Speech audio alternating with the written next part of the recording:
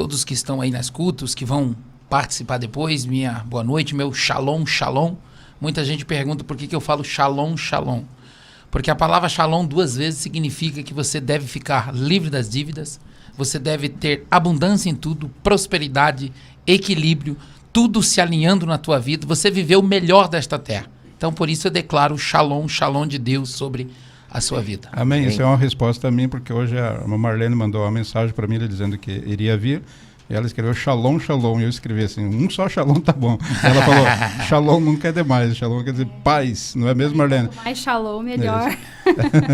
Quanto mais shalom, melhor. Mais shalom, então, temos aqui também a Marlene, mais uma Santos, que Marlene Santos, nossa parente aqui. Marlene Santos. É o Hélio dos Santos, Ezequiel Santos. E a Marlene dos Santos. E ela está hoje aqui, porque o Ed Rabelo, ele não pôde estar presente. E ela está aqui hoje no lugar do Ed, porque ela é a namorada do Ed Rabelo, do nosso outro apresentador aqui. Inclusive a jovem que acabou de cantar aqui, a Paola, né, sua filha, né, a Emily, e o Gustavo, seu genro. Seus 2 filhos, vamos dizer assim. Meus 2 filhos. Boa noite, né? Shalom aí a todos. E é uma honra. No meu primeiro, na última vez, na primeira vez que a gente esteve aqui, né? Sim. Você comentou, né? A hora que a gente estava indo embora, e o Ed também falou, vai se preparando, amor, que de repente você vai ocupar minha cadeira lá um dia que eu não tiver. E para mim é uma honra eu ocupar hoje aqui o lugar dele, até estou um pouco nervosa, no dia que o meu pastor, né? também vai estar aqui, né? Na mesa do Bora Talk. Prazer aí. É isso aí. Pastor Saulo, eu queria fazer umas perguntas para o pastor. Fica à vontade. Eu conheço, né? Aqui tem muitos que conhecem, mas para o nosso público aí, quem foi Saulo do Prado? Quem é hoje Saulo do Prado? E o que te levou a abrir o Ministério ICAM? Legal, show de bola. Minha mãe morava no norte do Paraná junto com meu pai, né? Cidade de Palmital dos Trincas. Acredito que vai chegar esse podcast lá e eu quero mandar um abraço para minha cidade natal. Palmital dos Trincas. Dos Trincas. E a mãe se converteu. Fica onde essa cidade? Fica depois de Pitanga. Passa Guarapuava, Pitanga, daí lá na frente de São José e daí Palmital. A minha mãe, o pastor Zé Maro da Presbiteriana Renovada, foi comer aquele cafezão da tarde do nortista, né? Sim. E é um revirado de feijão com farinha misturado com bacon, linguiça defumada. Eita. E ovo frito. Essas horas. Daí o pastor falou pra minha mãe, ela contou. Isso era o café? Esse é o café da tarde. Daí tinha a janta, que daí a chapa esquentava. É interessante porque 4h30 da manhã a gente estava de pé para ir pra roça. Então, era umas 8h30, 9h janta e vai dormir.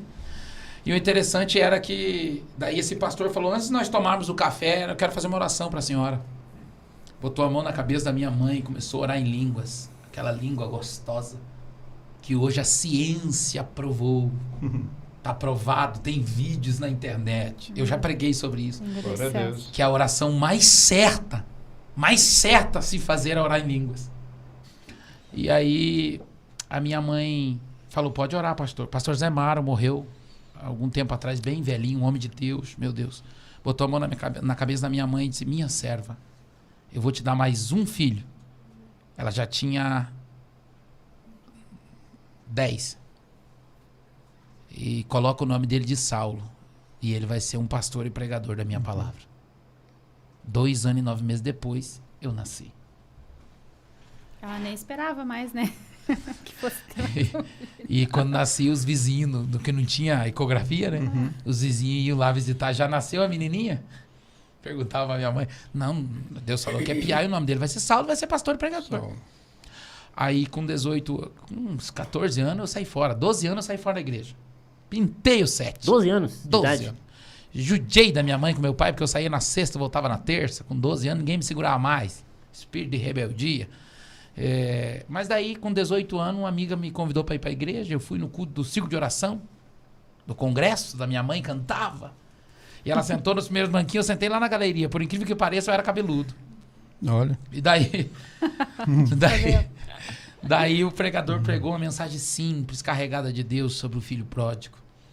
Daí um monte de gente foi pra frente lá. Mas eu não vim pregar pra esse. Eu vim pregar pra outro. Umas 20 pessoas lá na frente. Daí começou a acelerar o meu coração. Quem assistiu o filme do Máscara já? Muito bom. E aí... Eu não posso, porque eu sou crente assembleia. Eu não vejo essas coisas. E daí... Tá amarrado. Tá amarrado, isso aí. Desculpa, pastor, pode continuar. E daí... Esse pastor olhou pra mim e falou, você, moço. E eu tentei virar pra trás pra ver se tinha mais alguém na galeria. Ele falou, é você mesmo, porque não tinha mais ninguém atrás de mim. Que era o último do banquinho daquela galeria reta, que a galeria inclinada é mais fácil, né? E aí ele falou assim, Deus me disse que o seu nome é Saulo. E que 2 anos e 9 meses antes de você nascer, ele disse que tu será pastor e pregador. Então agora Olha não tem só. mais como escapar. Meu Deus. Aí eu falei, então, agora não tem mais. Eu falei em língua a noite inteira. O pai disse que eu tinha 18 anos, o pai disse assim que eu dormia orando em língua. Sem parar. Deus. E aí eu comecei a estudar, fiz curso de teologia, fui estudando, fui buscando a Deus, nunca deixei de orar no monte, de jejuar, de buscar a presença de Deus, mas E o estudando. ministério, pastor, desculpa interromper, o ministério era Assembleia. Assembleia de Deus. Assembleia Eu de Deus. voltei, nós nascemos na presbiteriana, meu pai foi pastor, inclusive, não pastor, aquele pastor titular que fez a faculdade, ele cuidava de uma igreja no sítio, que ele era o pastor da presbiteriana renovada. Então eu sou muito grato, hoje nós temos aí o reverendo Hernanes Dias Lopes, que é uma voz profética dentro da nação, que é da presbiteriana. Eu tenho o Hernanes Dias, tenho vários ali que são excelentes. E aí voltei na Assembleia, aprendi muita coisa, uma igreja excelente, aprendi a base do meu ministério, o pastor Ademir me ensinou muito. E aí depois de um tempo eu fui para a Fazenda Rio Grande, morei 2 anos lá, depois de casado. Fiquei na Assembleia, viajei muito esse Brasil pregando, esse chamado, que aquele tempo era itinerante, hoje a itinerante é meio desprezado assim, né, porque banalizou demais. E aí Deus falou comigo que a minha mãe estava já há muitos anos sofrendo para abrir um ponto de culto, porque eu dava ceia para ela. E aí comecei o trabalho lá, falei com o pastor da Visão Plena, um grande amigo meu, o pastor Daniel Ribas, um homem muito usado por Deus, e abri um ministério lá para cuidar da minha mãe. E esse ministério foi benção pura. 3 anos e meio, foi uma benção de Deus. Só que aí quando Deus quer te levar para um caminho, para te ensinar, para te moldar, as ideias não se combinavam mais, entendeu? Um homem de Deus de um lado, outro homem de Deus do outro, mas com ideias diferentes, porque eu sempre fui para esse lado que nós falamos, sempre avançado, entendeu? E aí resolvemos abrir a ICAN ali, depois de... Eu falei para minha esposa, amor, eu vou entrar no quarto, eu só saio de lá quando eu tiver a palavra para tomar a decisão. E será que eu saio? Será que eu não saio? Será que eu saio? Será que eu não saio? Aquela perturbação na mente para decidir, né? E depois de umas 7 horas lá dentro do quarto orando e lendo a Bíblia, perguntando, abri a Bíblia e Deus falou assim no versículo de Jeremias, que eu nem lembro, acho que 28 e 13, uma coisa assim: não semeie mais entre os espinhos, procure para vós outra terra para semear. Era tudo que eu precisava. Aí saí de lá, abri.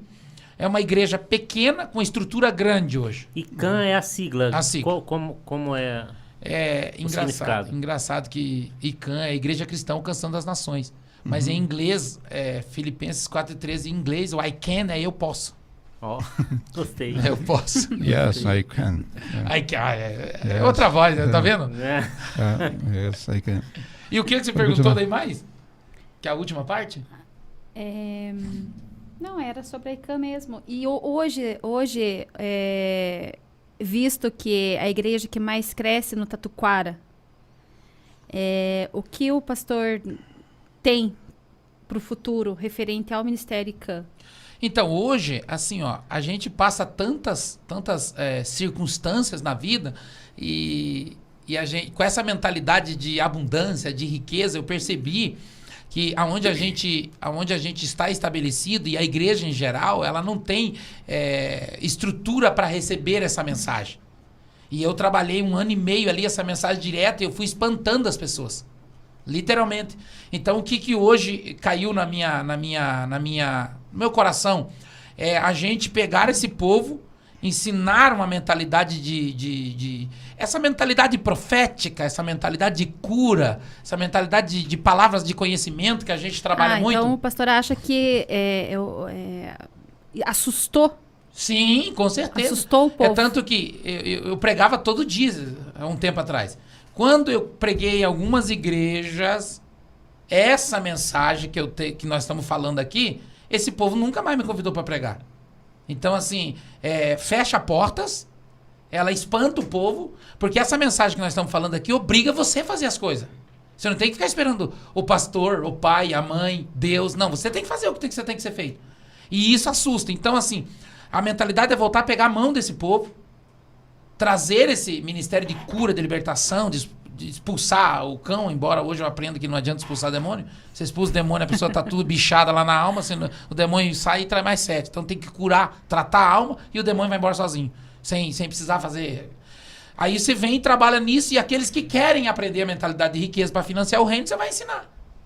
Aí o que eu tenho no coração, assim, muito forte, é construir uma igreja em formato de arca, para 1.200 pessoas sentadas, com estacionamento subterrâneo, e toda vez que lembraram do Tatuquara, terminei a igreja, Deus falou, vai para outro lugar, eu dou para alguém, entendeu? Porque o reino tem que ser estabelecido. Uma das coisas assim que as pessoas acham que são donos, pastores, acham que são donos dos crentes, são dono daquela igreja, daquele ministério. Não tem esse problema, e vocês que congregam comigo, eu falo direto lá, que eu trabalho para vocês ser pelo menos 4 vezes melhor do que eu. E 4 vezes mais longe, ser 4 vezes mais rica, 4 vezes mais abundante. Por quê? Quando se trata de liderança hoje, Ezequiel, Hélio, a mentalidade que veio até aqui é que os líderes são teto. Ninguém passa deles. Eles não preparam ninguém para ser melhor. Eles vão contra o que Jesus ensinou. Jesus disse assim, vocês, vão fazer as obras que eu fiz e as maiores ainda. Ele tem as pessoas que foram chamadas exatamente desde os primórdios da igreja como os apologistas. Sim. E tem os apologistas que vão, sim, entendeu? Que vão defender exatamente o que está ali e vão bater naquilo. Dentro dos apologistas, os mormons, essas questões dentro dos apologistas, eles trazem sim que são seitas, heresias, de acordo com o que significa a palavra seita, significa a palavra heresia, eles provam que são seitas. Sim. Agora, na mentalidade que nós estamos falando, o que nós temos de bom que aprender com esse povo? Sim. Independente se é seita ou não, mas o que isso traz para mim, como pessoa, como ser humano? O que eu aprendo com você? Isso, inclusive, a própria Bíblia diz para reter aquilo que é bom, examinar tudo e reter o que é bom. Eu, por exemplo, já aprendi com o Testemunho de Jeová, não nas palavras deles, mas o trabalho que eles fazem, né, de domingo a domingo, eles têm aquele trabalho de evangelismo ou proselitismo deles, né, mas eles estão ali fazendo coisas que muitas vezes o evangélico não faz, né, é um negócio sagrado, né, todo domingo, familiares, isso. Então eu aprendi isso com eles, esse esforço deles, né. E o legal que você está falando isso é assim, pessoal, assim, a gente está trabalhando aqui e pode alcançar não sei quantas mil pessoas aí, a gente não está falando aqui críticas para destruir ninguém. A gente está fazendo aqui o que nós podemos fazer para avançar e manifestar o reino em todas as áreas. Nessas 7 áreas. Nós temos que estar abertos. Mas eu não posso ler o livro do Hélio porque é do demônio. Por que eu não posso? Não posso ouvir o CD romântico. Até porque como que você vai adentrar se você não abrir a tua visão? Como que você vai adentrar naquele meio lá vestido de lobo se você não dá essa abertura para você mesmo, né? Escutar o outro. Imagina a hora que eu escrever o livro sobre a serpente, que nós temos que ser serpente. Eu não vou na igreja do pastor Saulo, que é herege. Entendeu? Você vê, nas eleições aí, agora estão começando, mas você vê que o ex-presidiário fez. Entrou, foi levando, Depois, eu fui saber que é comunismo agora. E outra coisa... isso é. E já entrando nesse assunto, aproveitando, Juliano, tem o vídeo aí os vídeos do Ed. O Ed é o nosso outro apresentador aqui. Nossa pergunta de todo lado. E o Ed vai fazer uma participação, inclusive vai entrar nesse assunto. E aproveitei o gancho aqui para entrarmos nesse assunto. O que o Ed tem aí para nós? Esse é o Ed Rabelo, que está trabalhando hoje, ganhando pão de cada dia, o seu caminhão. Um abraço também para o meu irmão Vanderlei, que também está indo, nesse momento, está indo para o Rio de Janeiro, para o Nordeste. Então, um abraço para os caminhoneiros aí, que são os guerreiros abençoados, e Deus abençoe. Obrigado. Depois eu vou ler aqui muitas participações aqui, minha prima Margarete, Margarete dos Santos, que é missionária com seu esposo lá no Amazonas, também está ligadinho com a gente. Pode soltar aí, Amado. Muito bem, amigos do Bora Talk Podcast, uma boa noite a todos, que a doce paz de nosso Senhor te alcance onde quer que você esteja. Aqui quem vos fala, Evangelista Edir Rabelo. Uma satisfação poder estar entrando aí na sua casa, falando com você através do seu tablet, celular, onde quer que você esteja, através do nosso canal do YouTube. Deixa aquele joinha e se inscreve aí no nosso canal Bora Talk Podcast.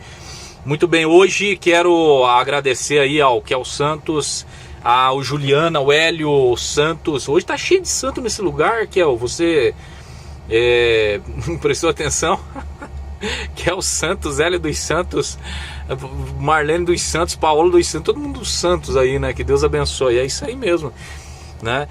O Kel, o Juliano, o Hélio, a Paola, eu tô lendo aqui para mim não esquecer, o Saulo e a minha linda namorada, a Marlene Santos. Que Deus abençoe a todos, em nome de Jesus.